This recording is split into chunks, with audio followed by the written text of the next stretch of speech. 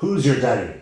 That is the question, and that is a very good question because our father is, well, he's the authority in the family. This is the traditional way of looking at it. He's the male, he's the one that has strength, he's the one that has courage, he's the one that can fight people off. He's the one that if you had a burglar at night, in the middle of night in fact, that he would go to the door or he would go to the window, he would get out of bed at least, he'd be fierce, strong, and he would be able to do what he needed to do to get that burglar out. He would defend you, he would be masculine, he would be physically better than the female. Well, that's what we think when we consider perhaps traditional values of male and as a leader. But that's not exactly the way it goes all of the time, is it? Surely there's other people out there that have female leaders, for sure. Right now I'm talking about Justin Trudeau and the Canadian Prime Minister, the way he is and how he's got to where he is to be the leader, and why it is he has this connection with your daddy. Well, not your daddy, but certainly with my daddy. No, not with my daddy either, with his daddy. Yes, looking at Trudeau, looking at his particular personality makeup, looking at the way he leads, is essentially looking at the mirror of himself, his male counterpart, his father. His father was Pierre, and he was well known in political circles. Now, I'm not just going to go on about politics here. I'm looking at more the personal type of things, even though there has to be a lineage here and a linkage, and there is, because Pierre, his father, was so well renowned that they even compared him and what he created to the Kennedys in the United States of America. We all know what happened in the United States of America. You had John F. Kennedy, you had brothers, you had this huge dynasty of a family where there was such royalty as such, almost being imparted, and being this family were being addressed like this, even though they were a democratic elite.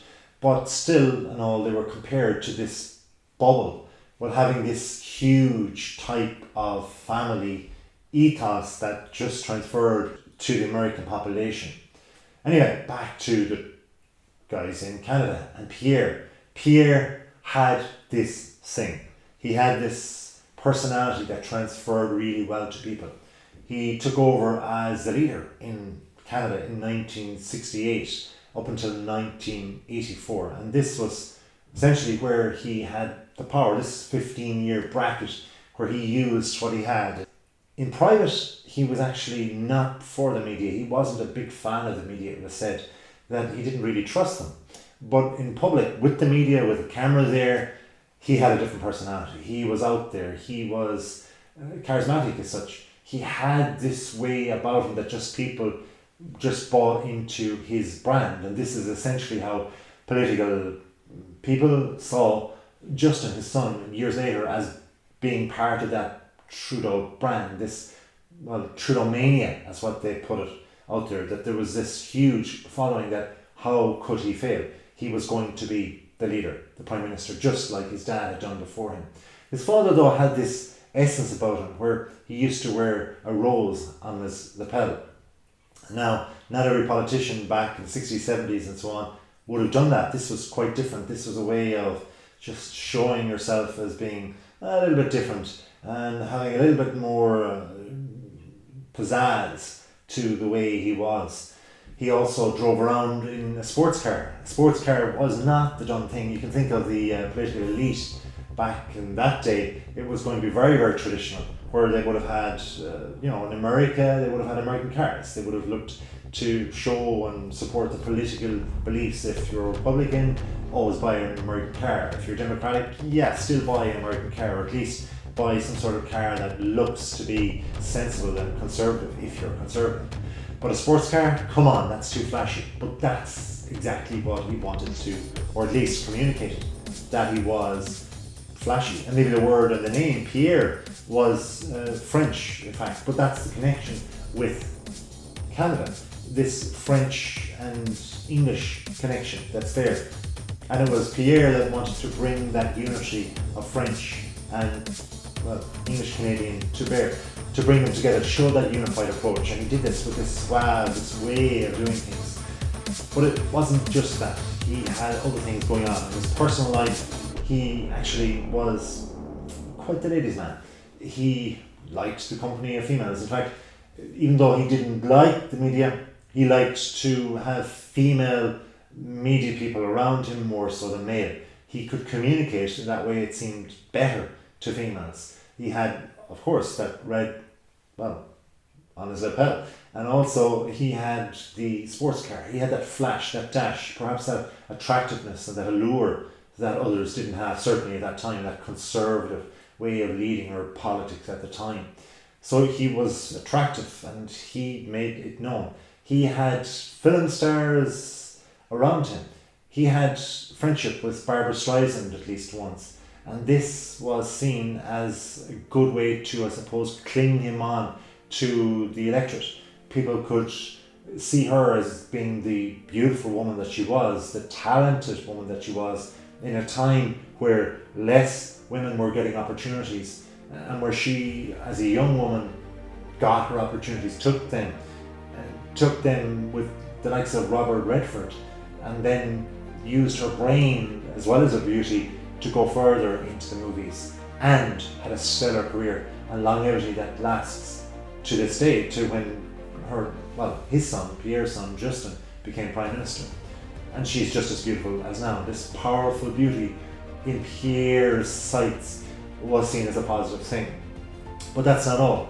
He also went back to the Beatles and to John Lennon. He wanted that connection. He went for Lennon and tried to get his type of connection, to be seen as having that superstar status as such.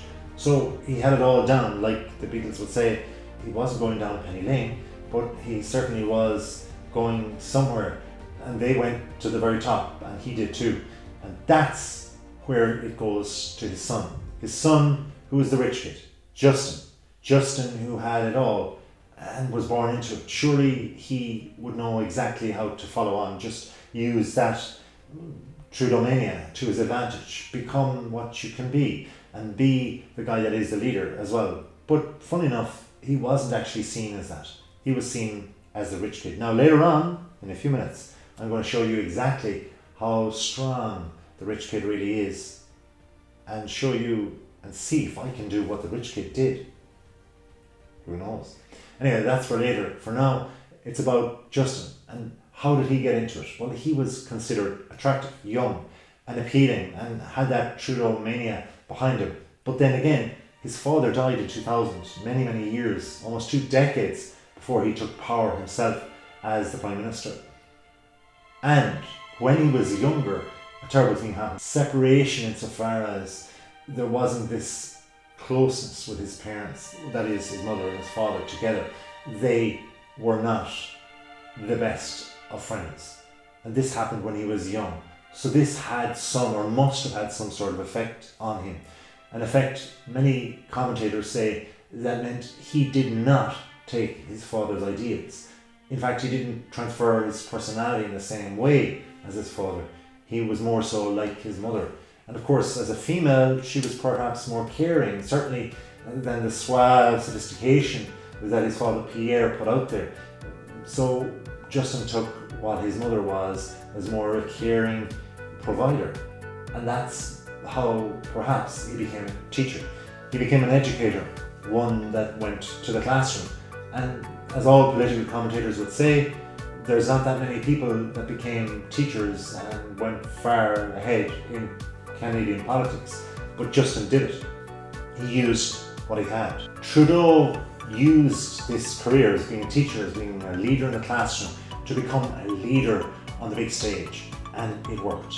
He had the personality, obviously the connection with children or young people, and this worked insofar as years later when he became the Prime Minister in 2015. These young people and their ideals, if he noticed them, and he must have noticed them in the classroom, then he went ahead and used them as young adults to vote for him, because he understood what they understood. And I know that myself. I've been in the classroom. I've seen how young people grow up from children to being teenagers and then into young adulthood. And that's what Trudeau did. He respected other people. He had that deep respect that governed people in 2015. And a couple of years earlier, there was research done on him and his likability as such.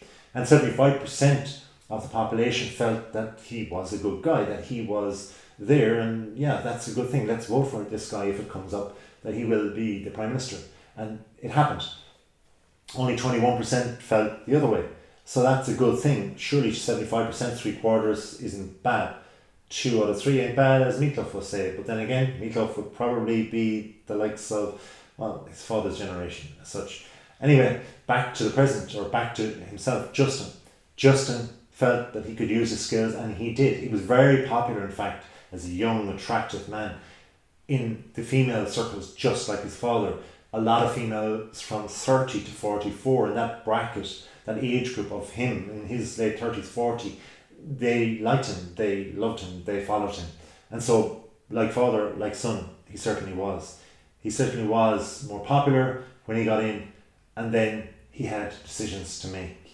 Good looking, having this Trudeau mania behind him, having all the political elite behind him to give him what he wanted, to mimic what went on in the actual Kennedy stance of family in the American nation. However, there was critics. People felt that he was the rich kid. He was just soft, and that he couldn't be strong. And then he had to prove them wrong. He had to show that he actually had things going on that were better, that he was tougher, and he had a tough, polished exterior. Something perhaps that he got from his father that wasn't seen on the cameras.